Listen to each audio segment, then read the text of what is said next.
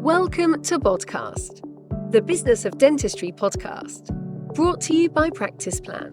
Bodcast delivers the best business advice, real-life stories, and practical hints and tips to make your practice a more profitable and sustainable business. And now, here's your host. Hello and welcome to this latest episode of Bodcast. My name's Fern Jackson. I'm from the marketing team at Practice Plan, and today I'm joined once again with Deborah Bell. Hi, Deborah. Hi. How are you? I'm fine, thank you. How are you? Good. Thank you for recording with me again. Thank you for having me. Today we're going to talk about something that sounds very interesting, and we're going to have to use our visualization skills to picture it.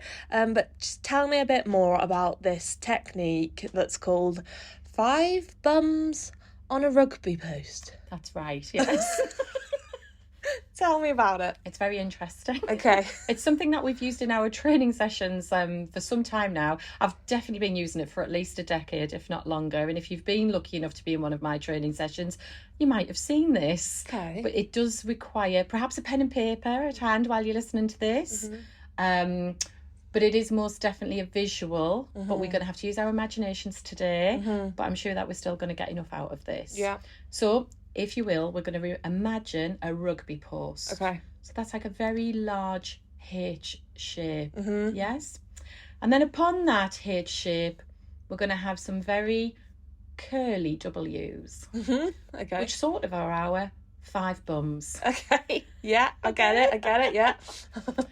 So these little bums all represent a W word. Right. And we're going to explore those W words to help us build rapport with our patients, but also find out more about them. And we can use these for many areas of our conversations with patients, and also, you know, in life. You could use this in life if you're interested in finding out about people. So we're going to explore those W's. So we've got the H, which is the rugby post. We may as well start there. Yeah. So that's the how. So in practice, we might be asking, how did you find out about us? How was that treatment for you? How are you feeling? Right. All of those things. So once we find out those things, we can use the information that we get from our patients and from our colleagues, because remember, it's always good to find out a bit more about our colleagues while we're going about our day, which helps build the team as well, I find. So the how will help us understand how the patient is feeling often. I find that's the most common one. Yeah. Is how are you feeling today? How was that? That is very common. So that's the H already boxed off for us. Good.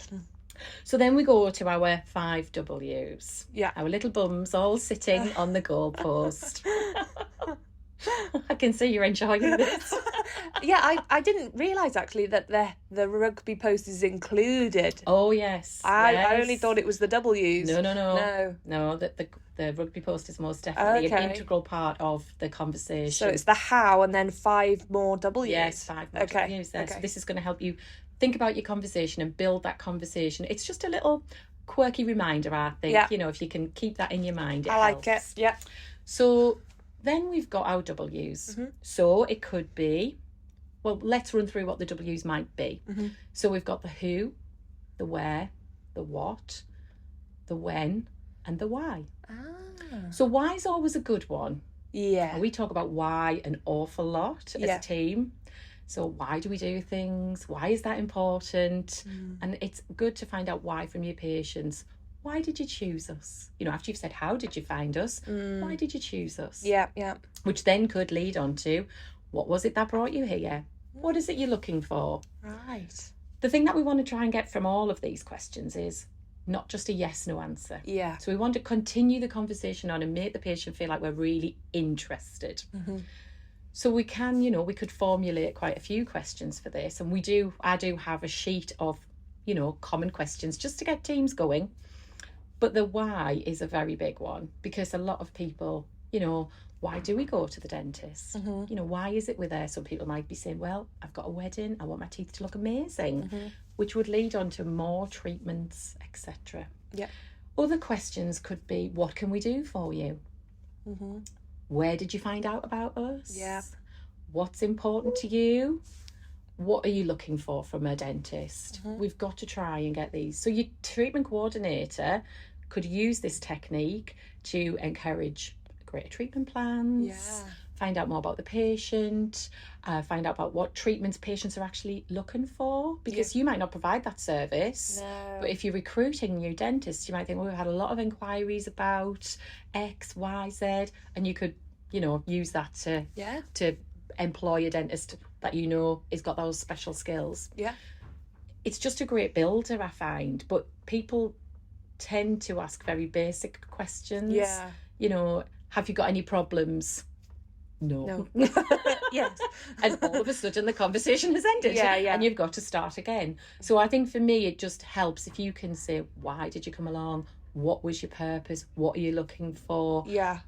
Where do you see you smile in 5 years' time? You know, some of them can be, I mean, some of these techniques I have heard some of my practices saying, oh, it's a little bit cheesy. I do feel a little bit awkward, Deborah. But I say work with it. Try the easy ones, the why, the how.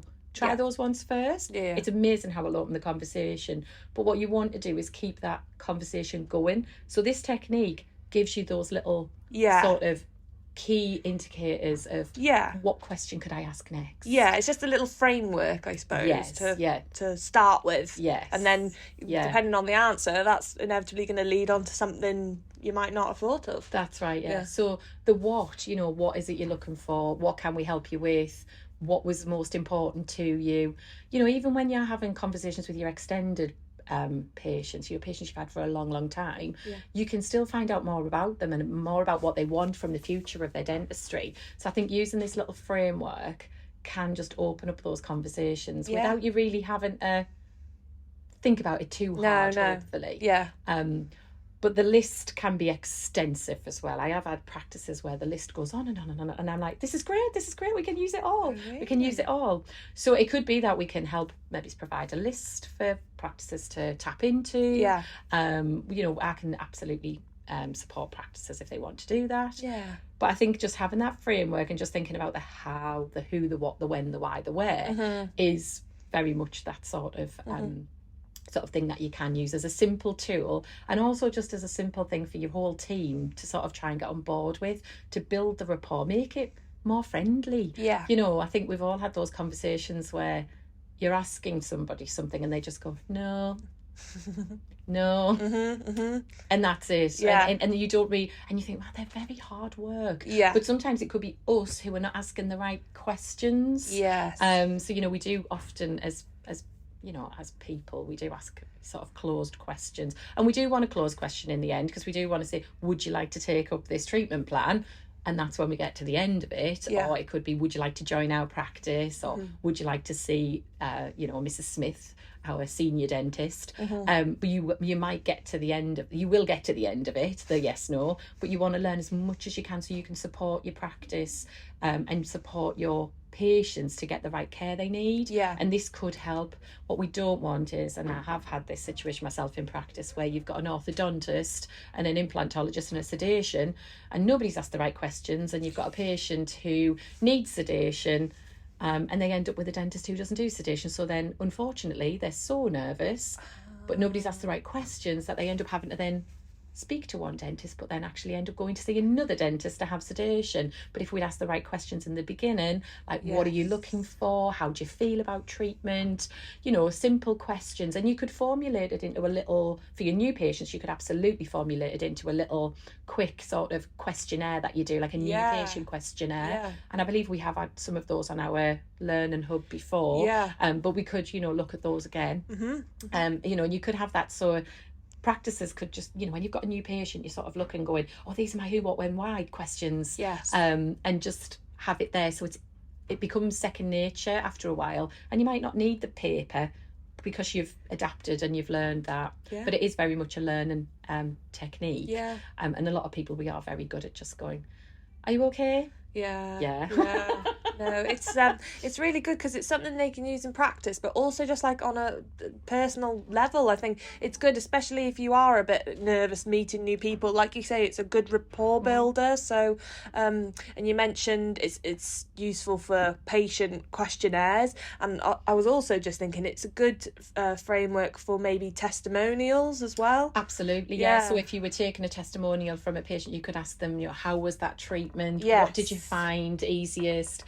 How do you feel about your smile now? Yeah. And it's not just saying to a patient, could you tell us about that? Yeah. Because then patients generally go, I don't really know what to say. Yeah. But if you can ask some probing questions, if you like, then you can draw that information out of them without them realising. They don't actually realise that they are sort of answering and telling you, because it's just nicer to say to people, how do you feel about that? What is it that you really enjoyed about your experience here? It is, what was the most important thing for you once we finished your treatment? I've had patients where we've done their orthodontic work, we've done their whitening, and then they've been at their daughter's wedding and they could actually smile at their wedding, and they were covering their face when they walked in. Yeah. And when we've done testimonials with them in practice, they were like, well, you just made my daughter's wedding photographs 100 times better. Yeah. But if we hadn't said what was it that was so important about having that treatment, No. they wouldn't have told us that. If we'd said, so how was that? They might have said it was okay, but you've got to ask a few more questions to get the right answer, really. Yeah. I think it's a really good technique anyway that, as we said, you can use in practice or out of practice. So, yeah, thank you so much for sharing that, Deborah. And, visualise some bums on a rugby post. Indeed, yes. They'll not leave your mind now. Thank you.